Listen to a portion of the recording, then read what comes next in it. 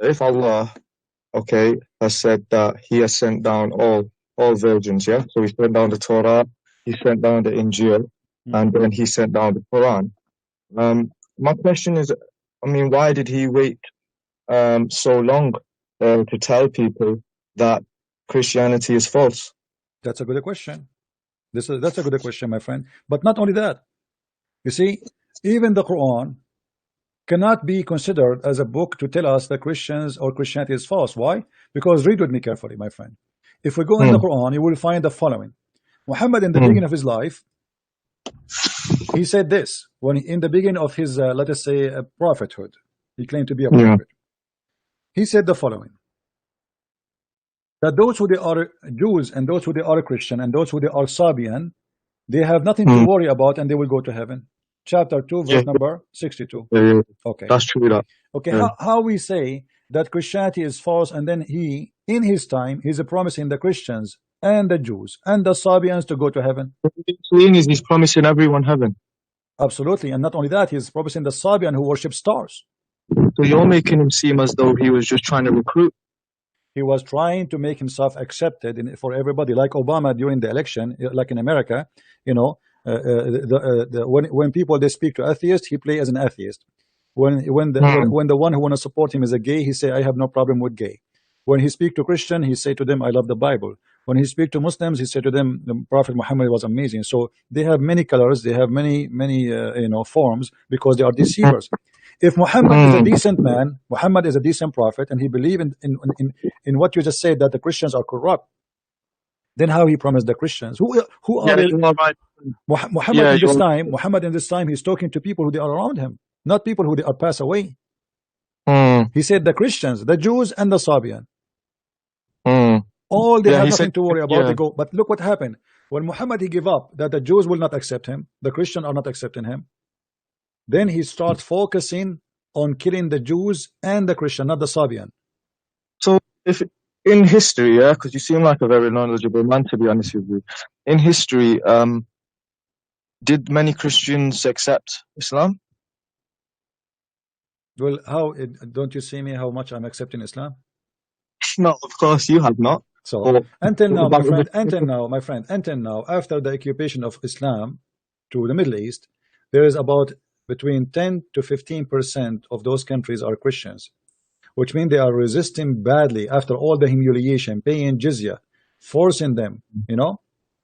Until now, there is between 10 to 15% are Christians, and that is telling you how much they reject Islam. And now for sure, during the occupation, there's people who they are going to be weak. Like imagine if ISIS came to this town, your town or my town, and say everybody have to be like us. Who dare to say no? Nobody, right? You agree? Yeah. Nobody. They will kill you. They will slaughter you with no mercy. This is what Muhammad is. Muhammad is ISIS.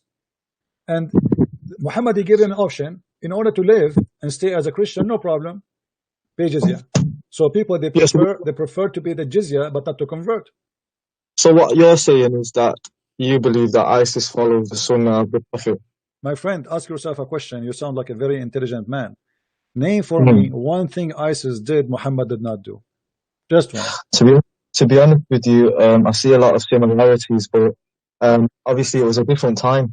My friend, you see, when ISIS he slaughtered a person, he quoted the Quran. When he killed a person, he quoted the Hadith. They are truly true Muslims. That's a valid point you make. You see, to be honest. In order for ISIS person, you see, those who join ISIS, they are not, you know, they call them brainwashed. They call them brainwashed. But the fact it is that they believe in what Muhammad did. This is the truth. Nobody want to say the truth. Muhammad, that's true. Muhammad he killed, Muhammad he kidnapped, Muhammad he steal, Muhammad he attacked caravan, Muhammad he took women, Muhammad he took children as slaves, Muhammad he forced to pay jizya, Muhammad he forced in slavery. So what Muhammad he cut hands, Muhammad he put nails in the eyes of the people, Muhammad he crucified people, Muhammad he slaughtered people, Muhammad he raped women. Name for me one thing Muhammad did ISIS is not doing. They are just actually ISIS are very nice compared to Muhammad. There's many ugly things Muhammad did, ISIS did not do. You know, we cannot compare. Actually, there was a video made by a secular Muslim. They called him moderate Muslim. he was trying to prove that ISIS are not true Muslim. Do you know how he did it? I don't know if you saw the video. He was No. saying that when ISIS they enter a town in Syria, the town was a Catholic town, Christian Catholic. Okay. He was showing a video of ISIS meeting with those Catholic in a church, taking them as slaves, and saying to them, you have one of two choices. The Prophet, he told us, either you pay the jizya or we will kill you all. He's saying that the moderate Muslim saying, if ISIS was a true Muslim, should not accept to make them pay the jizya. And he explained why. He said, because in that church, those Catholic, they have a statues of Mary. And based on that, those are not considered to be part of the jizya payment. So the moderate Muslim saying that ISIS are not a true Muslim because they did not slaughter everyone in that church. That's quite silly, isn't it? See? But this is how they prove that ISIS are not Muslim when they speak in Arabic.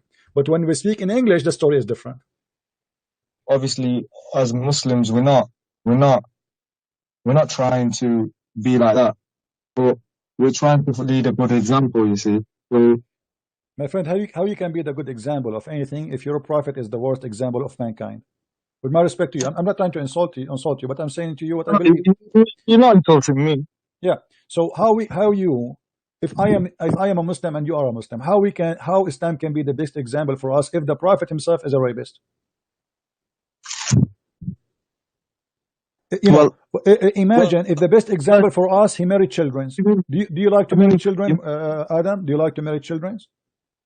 No. Do you like to have a wife? She is 6 years old. Like, okay, what is the best example on that? What Muhammad is teaching us when he is 54 years old, marrying a child, she is 6 years old. He's not really teaching us anything, to be honest with you. No, he's teaching us. No, he's teaching us. He's teaching us faith. He's teaching us to be perverted people. He's teaching us not to be right. He's teaching us something evil. This is evil, my friend. When a man at the age of 54, he take to bed a child, she don't even know what sex means. Yeah, obviously she's innocent. Yeah.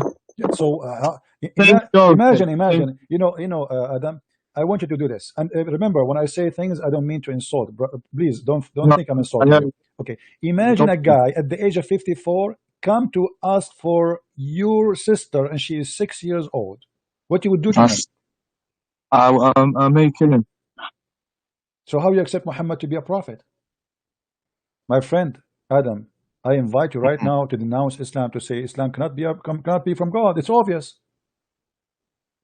I invite you right now, and don't be. You should not be ashamed to say so, because this will make you really a better person. You just said you will kill the guy who would do that to your sister. God forbid. Yeah. So of course, how you can follow a man? He might do that to your sister if he was exist today. Based on the agreement, we agree, we share the ground in many things together. So shouldn't we make a decision based on what we got? If you got the idea that Muhammad cannot be a prophet of God, he do evil stuff, it's obvious everything he stands for is false. That Allah, he gave the prophet 18 privilege. 18 privilege. One of them, can see that. One of them is, if he like a woman, her husband must divorce her so he can have her. What kind of a prophet this prophet is? Did you ever watch a movie for the Viking? Yeah, I think I've seen it. Muhammad is a Viking. He like your wife. He is stronger than you. He take her. Your wife is just a woman. He take her from you because he's stronger. You are not strong. He can kill you and he can take her. So what do you mean? And what kind of scholars they say that the prophet, he have such a privilege that if he saw a wife of somebody, her husband must divorce her, and they meant by that many stories, including the story of Zayd in chapter 33 verse number 37. So how Muhammad can be a prophet?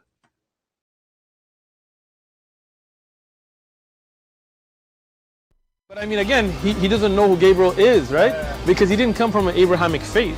The people of Mecca were pagan. The Quran is mentioned, if this book was from other than God, they would have found in it many contradictions. If a book is without contradictions, that has no bearing on whether it comes from God or not. I've had phone books that are inerrant, but I certainly don't think God gave them. That we believe without understanding.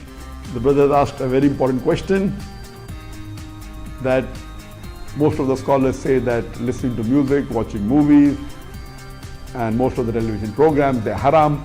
So how can we have fun? let me tell you, brother, at the outset that having fun is permitted in Islam as long as the fun is halal fun.